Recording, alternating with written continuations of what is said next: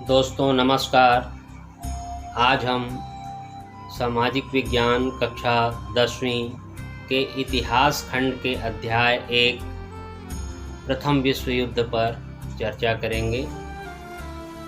प्रथम विश्व युद्ध 1914 से 1919 तक लड़ा गया। अब प्रश्न ये आता है कि युद्ध में दो पक्ष होते हैं, इन दोनों पक्षों में कौन कौन से देश शामिल थे हम देखते हैं। इसमें दो पक्ष थे। पहला पक्ष था, उसमें जो देश थे उनके नाम हैं जर्मनी, ऑस्ट्रिया हंगरी और इटली। और जो दूसरे पक्ष में थे उन देशों के नाम हैं फ्रांस, ब्रिटेन और रूस। ये दो पक्ष थे और इन्हीं दोनों पक्षों के बीच में प्रथम विश्व युद्ध 1914 से 1919 के बीच में प्रारंभ हुआ। अब प्रथम विश्व युद्ध में एक प्रश्न आता है कि ऑस्ट्रिया ने सर्बिया पर हमला क्यों किया और सर्बिया की मदद के लिए कौन कौन से देश सामने आए। तो ऑस्ट्रेलिया के राजकुमार की हत्या का दोषी ठहराते हुए ऑस्ट्रिया ने सर्बिया पर 28 जुलाई 1914 को आक्रमण कर दिया। सर्बिया की मदद के लिए रूस आया और उसने ऑस्ट्रिया पर आक्रमण कर दिया। इस तरीके से प्रथम विश्व युद्ध का प्रारंभ शुरू हो गया।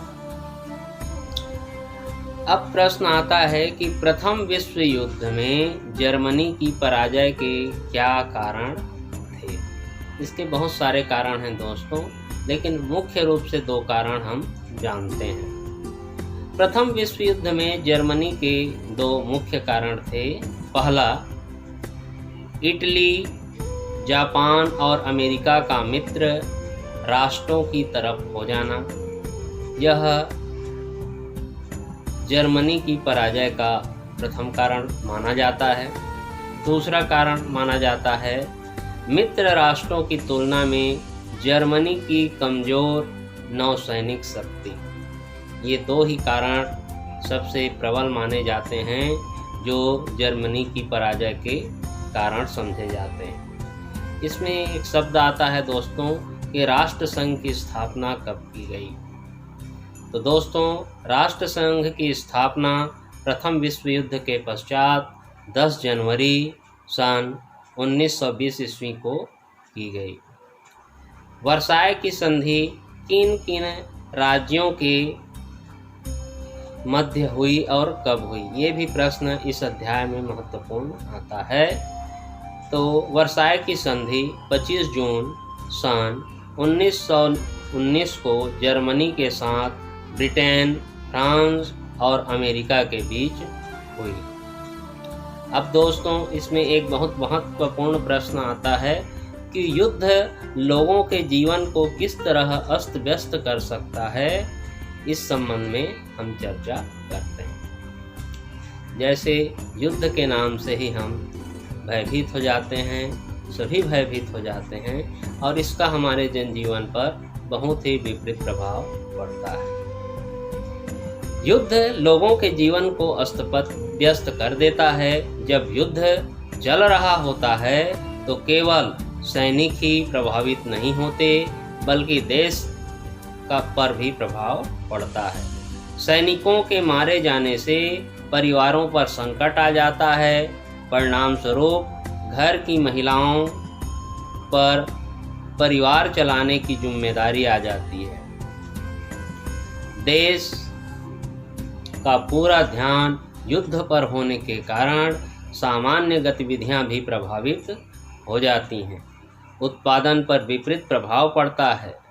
युद्धरत देशों में विदेशी लोग पूंजी निवेश करने से डरते हैं, अतः अन्य क्षेत्रों में रोजगार की कमी हो जाती है और देश में उत्पादन कम हो जाता है।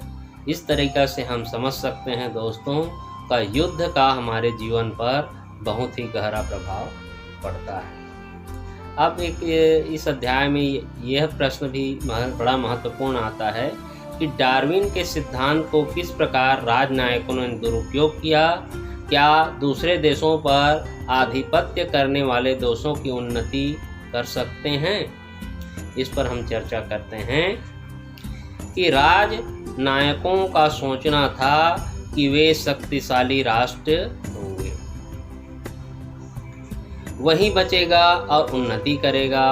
उन्होंने इस बात पर जोर दिया कि संघर्ष जीवन का प्राकृतिक नियम है और विकास के लिए आवश्यक है। शक्तिशाली राष्ट्र अपनी अपनी संस्कृति को उत्कृष्ट समझते थे और कमजोर राष्ट्रों पर शासन करना अपना कर्तव्य मानते थे। ये देश अपने लाभ के लिए सैनिक बलों के प्रयोग में कोई बुराई नहीं मानते थे। डार्विन के सिद्धांत को मानने वाले राजनयिक सारी दुनिया पर राज करना चाहते थे और पूरे विश्व में केवल अपनी सभ्यता और धर्म का प्रचार प्रसार करना चाहते थे। यह सही नहीं है कि केवल दूसरे देशों पर आधिपत्य करने वाले देश ही उन्नति कर सकते हैं।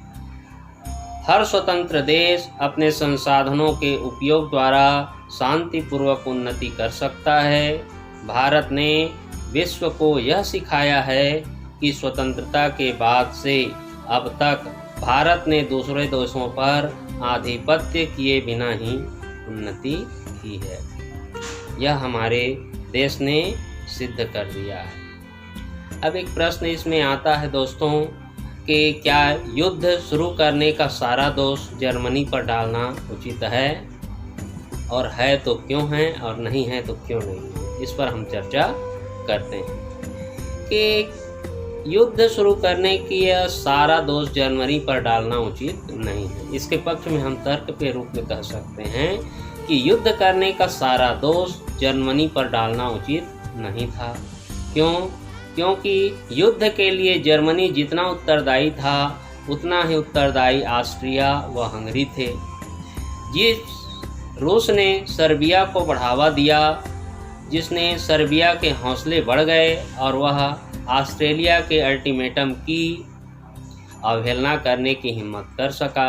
जब सर्बिया ऑस्ट्रेलिया के बीच युद्ध शुरू हुआ तो बाकी सभी देश फ्रांस, रूस, जर्मनी, ब्रिटेन भी युद्ध में अपने अपने स्वार्थों को पूरा करने के लिए कूद पड़े।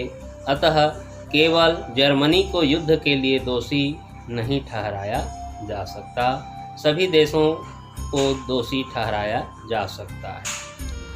आज के वीडियो में बस इतनी ही जानकारी दोस्तों। आशा है यह वीडियो हम सभी शिक्षकों के लिए, विद्यार्थियों के लिए लाभप्रद होगा। इन्हीं आशाओं के साथ आज हम आपसे विदा लेते हैं। दूसरे वीडियो में इसके शेष भाग पर पुनः चर्चा होगी। नमस्कार।